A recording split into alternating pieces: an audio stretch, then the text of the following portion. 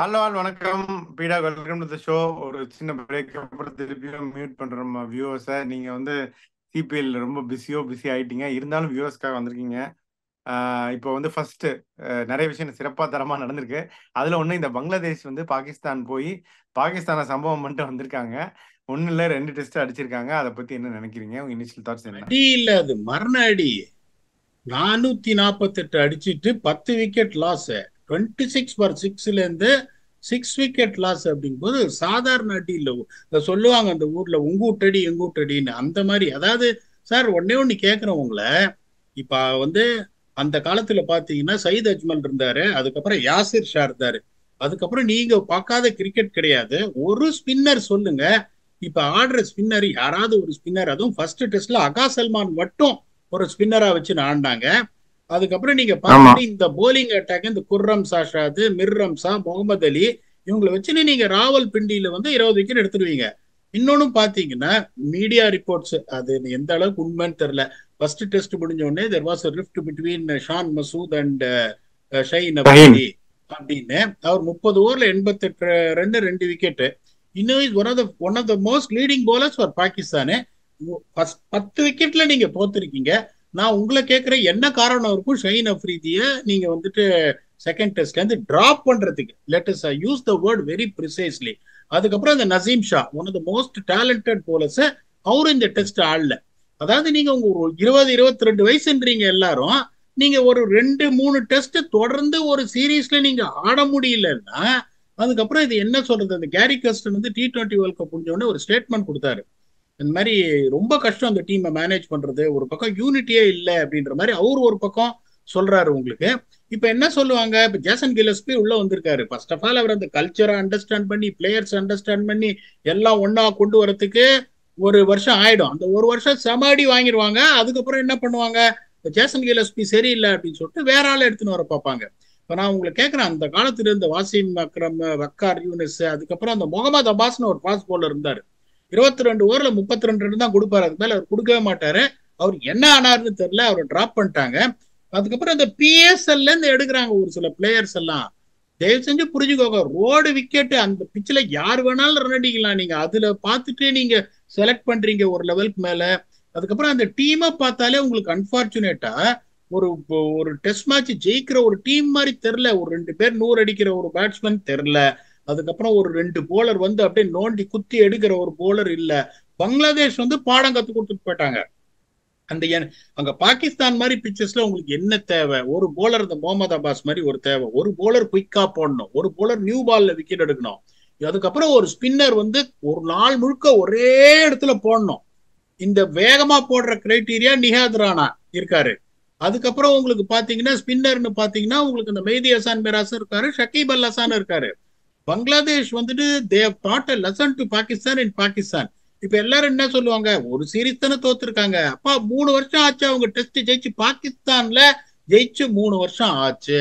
இது இந்த talented cricket நேஷனை அவங்க ரிவைவ் பண்ணலன்னா இன்னும் பலத்த அடி வாங்கி எல்லாத்துலயும் கடைசி பிளேஸ் கன்ஃபார்ம்டா அப்படின்ற மாதிரி உட்காருவாங்க.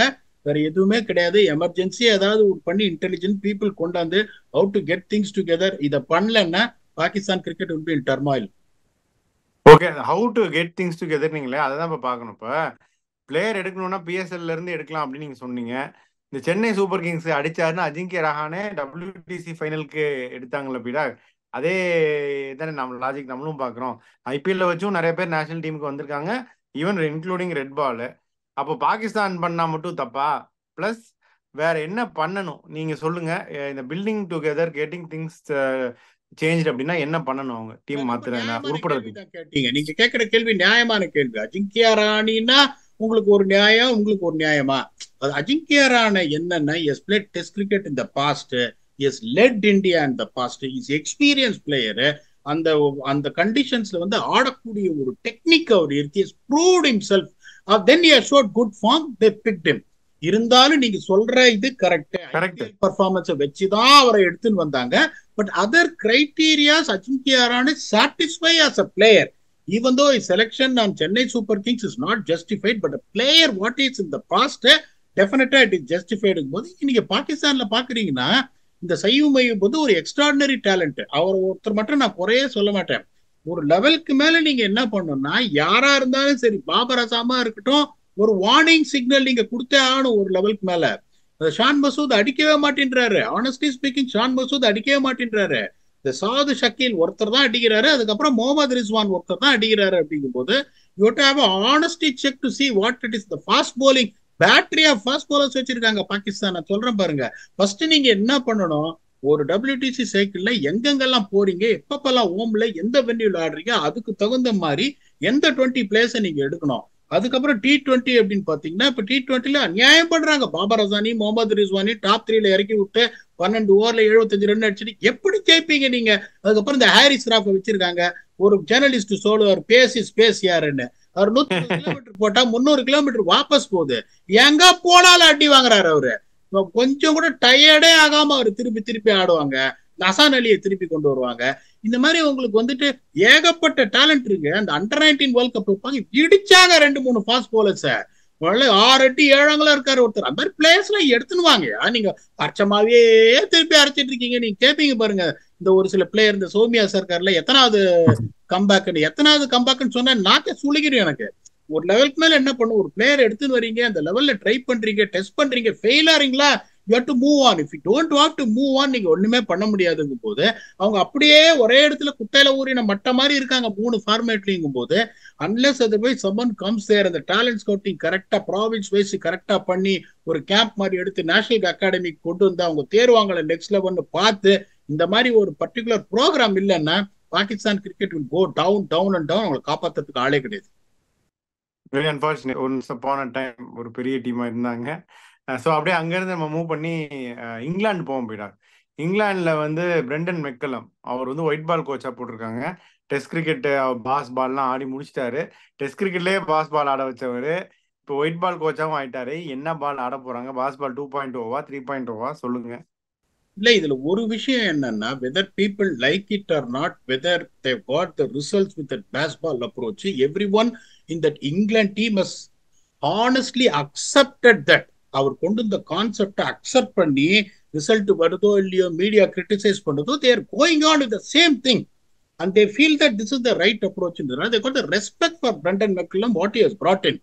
இப்ப மீடியா நீ என்ன வேணா சொல்லிக்கோ, வெளியில என்ன வேணா சொல்லிக்கோ, ரிசல்ட் ஸ்லோவா வருது, பட் எக்ஸ்பெக்ட் பண்ண அளவுக்கு வரல. ஆனா ஒரு சில சர்ஃபேஸ்ல, இந்தியா மாதிரி ஒரு சர்ஃபேஸ்ல அதை ட்ரை பண்ணாங்க, செமாட்டி வாங்கி போனாங்க, 4-1 வாங்கி போனாங்க, 5-0 ஆயிருக்கு விட்டது. ஹைதராபாத் டெஸ்ட்ல இந்தியா தோத்தாங்க. But most of the times when you play in SENA countries it is going to work out போது அந்த அப்ரோச்சை கொஞ்சம் மெஷர்டா, சப்கான்டினென்ட் இந்த மாதிரி திருப்புலி இந்த மாதிரி இடத்துல போகும்போது கொஞ்சம் மாத்தி ஆடுற மாதிரி இருந்தா நல்லா இருக்கும். But they're not really caring for it and they're going on their own way, which is accepted. பெரிய விஷயம். ரெண்டாவது, as a player he's got a massive respect. As a captain, former captain, he's got a massive respect. ரொம்ப ஈஸியான ஒரு நல்ல ஒரு human being, ஜாலியா இருப்பாரு. டீம் நெகட்டிவா இந்த என்வாயன்மெண்ட்ல எடுத்துன்னு போக மாட்டாருங்கும் போது he will definitely going to come up with அந்த flamboyant approach. டெஸ்ட்லயே உங்களுக்கு அந்த மாதிரிங்கும் போது ஒன் டேல அவங்க எப்படி ஆட போறாங்கன்றது எல்லாருக்கும் தெரியும். That will be most welcome and England will be definitely a successful white ball if they take this approach rather than red ball. We have to only wait and see, but it's not a bad appointment because they maintained a strong relationship with all the players in all these days. It's only going to benefit them long time. Super. அப்படியே IPL பக்கம் தாவுவோம். ராகுல் Dravid is a world cup winning coach of India. அவருடைய பழைய team Rajasthan ராயல்ஸ்க்கு head coach. இதை பத்தி ஏற்கனவே நம்ம டிஸ்கஸ் பண்ணியிருந்தோம்.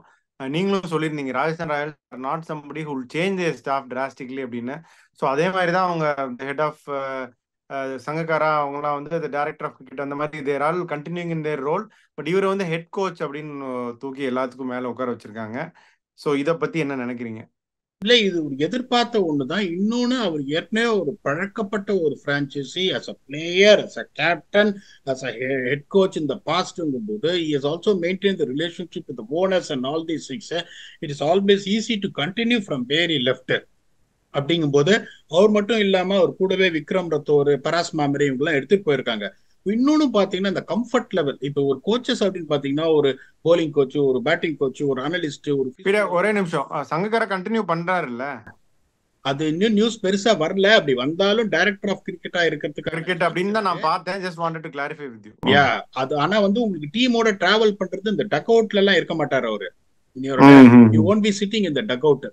இவருக்கு எப்படின்னா you want to see the faces whom he trust, whom he believe, whom he is comfortable with.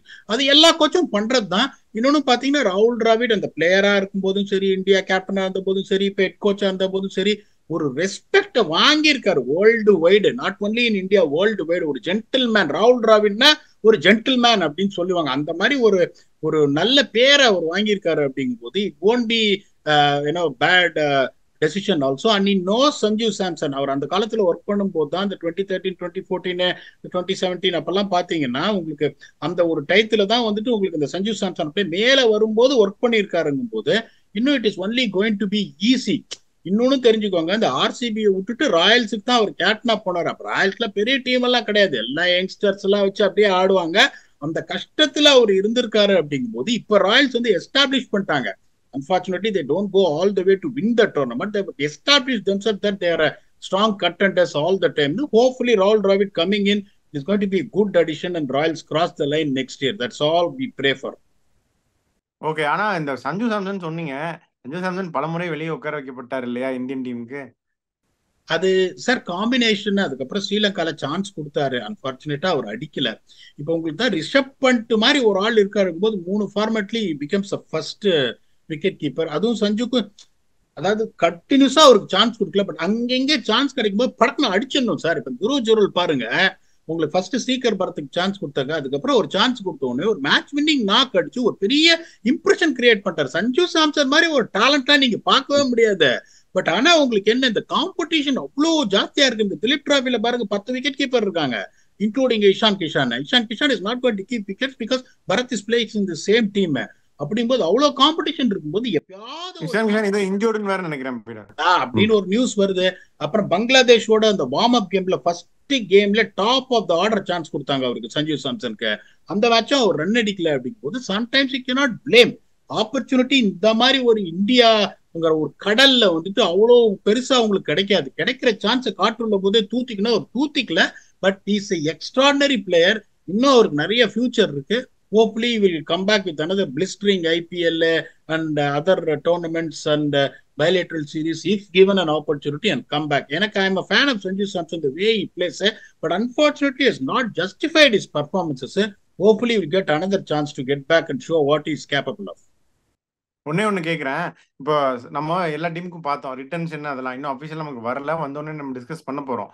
But சங்கக்காராக்கு இந்த டீம் வந்து சங்கக்காரா பார்த்து பில்ட் பண்ண டீம் தான் பீடா. இப்போ இருக்கிற கரண்ட் ராயல் செட்டப், அதுல இருக்க கோர் பிளேயர்ஸ் அவர் அசம்பிள் பண்ணது. டிராவிட் உள்ள வரும்போது how will that core get affected? அதே கோர் தான் ரீட்டைன் ஆகுமா இல்ல டிராவிட் இப்போ இந்த சஹல் நிறைய பேர் பார்த்தோம், அஸ்வின்லாம் வந்து ரீட்டைன் ஆகிறது கஷ்டம் அப்படின்னு நம்ம பேசணும். பட் இப்போ வந்து somebody like Ashwin will get a brighter chances of being retained. இப்போ என்னவா இருக்கும் ரிட்டன்ஷன்ஸ் ராஜஸ்தானுக்கு? கண்டிப்பா வந்துட்டு அஸ்வினை ரீட்டைன் பண்ண மாட்டாங்க, ஏன்னா ஆப்ஷன்ல தூக்கணும்னு பார்ப்பாங்க. ஏன்னா அவங்களுக்கு வந்து யசஸ்வி ஜெய்ஸ்வால், சஞ்சு சாம்சன், ரியான் பராக் இல்லைன்னா யுஜ்வேந்தர் சஹல், இந்த 4 பேர் தான் இந்தியன்ஸ் இது பண்ணிட்டு அதுக்கப்புறம் Buttler and Trent Boult has also been bowling well. ஆனால் ட்ரெண்ட் போல்ட் இன்னும் பாத்தீங்கன்னா இப்போ ஸ்லோவா வந்து டெஸ்ட்ல இருந்து ரிட்டையர் ஆயிடுவாரு. அதுக்கப்புறம் உங்களுக்கு வந்துட்டு அந்த நியூசிலாந்து கான்ட்ராக்டே அவர் எடுத்துக்கலங்கும் போது ஃபுல் டைம் வந்துட்டு உங்களுக்கு இந்த பிரான்ச்சைசி கிரிக்கெட் ஆட போறாருங்கும் போது this is going to be the best combination. Don't see Ashwin get in retained, but I am sure that they will go all out to get him back. Retain பண்ணாம ஆக்ஷன்ல எடுக்கணும்னு தான் பார்ப்பாங்க. என்ன பொறுத்த வரைக்கும் the amount of value addition Riyan Parag has given with the ball, அவங்க எப்படி யோசிப்பாங்கன்னா ரியான் பராக், யசஸ்வி ஜெய்ஸ்வால், சஞ்சு சாம்சன் ரீடைன் பண்ணிட்டு போத் சஹல் அண்ட் அஸ்வின் 2 பேரையும் ஆப்ஷன்ல எடுக்கணும் பார்ப்பாங்க. சஹலும் இப்போ வந்து ரெகுலர் பிக்சர் கிடையாது இந்தியன் டீம்ல. அஸ்வின் வந்து ஒயிட் பால்ல இருந்து அப்படியே ஓவர் லுக் பண்ணிட்டாங்க போது they will be always have a thinking, ஒரு 6 கோடி 7 கோடி ஓகே, ஒரு 13 கோடி போட்டு அந்த 2 பேரையும் எடுத்துடலாம். ஸோ 5-2-7 கோர் உங்களுக்கு ஃபார்ம் ஆயிடுச்சு. அதுக்கப்புறம் 4 பேர் வச்சு நீங்க ஓட்டிடலான்னு தான் பார்ப்பாங்களே ஒழிய I don't see Ashwin getting retained. If Chahal retain பண்ணனும்னா it has to be in case of in place of Riyan Parag. I honestly feel they would retain Riyan Parag. இதுதான் இருக்கும்னு நினைக்கிறேன். ஓகே, இன்னும் ஒரு 3 பேர் மட்டும் நான் கேட்டுறேன். துருவ் ஜூரல் அவரு கோச்சா இருக்கும்போது தான் இந்தியன் டீம்ல ட்ரை பண்ணாங்க, ஒரு மேட்ச் வின்னரா இருந்தாரு, அவரை கூட ரிட்டைன் பண்ணலாம். இன்னொன்று வந்து ஆவேஷ் கான், அவரும் வந்து ஒரு எக்ஸம்பிளரியா பெர்ஃபார்ம் பண்ணியிருக்காரு அக்ராஸ் சீசன்ஸ். பிரசீத் கிருஷ்ணா அவங்க இருக்காரு வேற, இன்ஜோர்ட் ஆனா தென்னந்தர். ஸோ இந்த 3 பேர்ல யாருக்காவது வாய்ப்பு இருக்கா? வேலிட் கொஸ்டின் நீங்க கேட்குது. Avesh Khan has been quite regular with India in white ball format. அதுக்கப்புறம் நீங்க பாத்தீங்கன்னா பிரசித் கிருஷ்ணா செம டேலண்ட், ஆனா இன்ஜுரியில இருந்து இன்னும் வெளியில வரல அவரு. அதுக்கப்புறம் இன்னொரு பிளேயர் துருவ் ஜூரல் அவரு கோச்சா இருக்கும் போது இந்தியா காடி பர்ஃபார்மும் பண்ணாரு. இப்ப உங்களுக்கு ஒன்னே என்னன்னா, இப்ப Dhruv Jurel comes in package is wicket keeper batsman. Sanju wicket keeper இருக்காரு, ஜோஸ் பட்டர் விக்கெட் கீப்பர் இருக்காருங்க போது அந்த ஒரே பேட்டர்ன் ஆஃப் பேட்டிங்க பாத்தீங்கன்னா ரீட்டைன் பண்ற அளவுக்கு ஒர்த்தாடி வச்சீங்கன்னா இல்ல. அதே மாதிரி இன்னொன்னு பாத்தீங்கன்னா இந்த 3 பேர்ல யாரு வந்து 6.5 கோடி மேல போவாங்க 5th ரிட்டென்ஷன்? இப்போ ஆவேஷ் கான் போவாரா? தெரியாது, போகலாம். துருவ் ஜூரல் போவாரா? தெரியாது, போகலாம். பிரசித் கிருஷ்ணா போவாரா? டேலண்ட் இருக்கு, ஆனா அந்த இன்ஜுரி கன்சர்னை யோசிச்சு எடுப்பாங்களா? தெரியாதுங்கும் போது we have a chance to get them at the 5-6 crores bracket. யாரை எடுக்க முடியாது? ரியான் பராக்ல இப்ப போலிங் போறதுக்கு 9-10 கோடி போயிடுவாரு. நான் அழகா நான் ஒரு ரீட்டைன் பண்ணுவேன். யசஸ்வி ஜெய்ஸ்வாலை நீங்க விட முடியாது, சஞ்சீவ் சாம்சனை நீங்க விட முடியாது, ஜோஸ் பட்டர்ல 14 கோடி போவாரு, விட முடியாது. ட்ரெண்ட் போல்ட் ஒருத்தர் தான் based on how long is going to continue. T10 லீக்ல கேட்டப்போ சொன்னாரு மேபி 2 years my match அப்படின்னாரு. அந்த ஒரே ஒரு கொஸ்டின், 3 வருஷம் ஆடுறான்னா ட்ரெண்ட் போல்ட் வேல்யூ அடிஷன் அவர் தான் ரீட்டைன் பண்ணுவாங்க ஒழிய இவங்கெல்லாம் contenders they will try and pick the core team again back in auctions. Okay பீடாக், ஸோ உங்க ஃபைனல் தாட்ஸ் என்ன? எல்லாமே டிஸ்கஸ் பண்ணிட்டோம். அடுத்தது வந்து இப்போ துலீப் டிராஃபி ஆரம்பிக்க போகுது, அதை பத்தி நம்ம பேச போறோம் வியூவர்ஸ்க்கு. உங்க ஃபைனல் தாட்ஸ் சொல்லிருங்க. அதான் Duleep Trophy is going to be a massive thing for India chances of getting into WTC finals போது இவ்வளவு நாள் பிரேக்ல இருந்தானா because we have to come and give a quality content for the viewers watching it. இந்த Duleep Trophy ஆடும்போது ரெகுலரா வந்துட்டு யார் perform பண்றாங்க, யாருக்கு சான்ஸ் இருக்கு Bangladesh test series, then followed by the most important BGT series coming back in Australia அப்படிங்கறதையும் discuss பண்ணுவோம். Let the Duleep Trophy begin. We will come almost every day to come and do a review on who did well and who has got a chance to break into the Indian test team. Until we come back and entertain you for yet another episode along with your very own Octopus. Thanks a lot and bye-bye.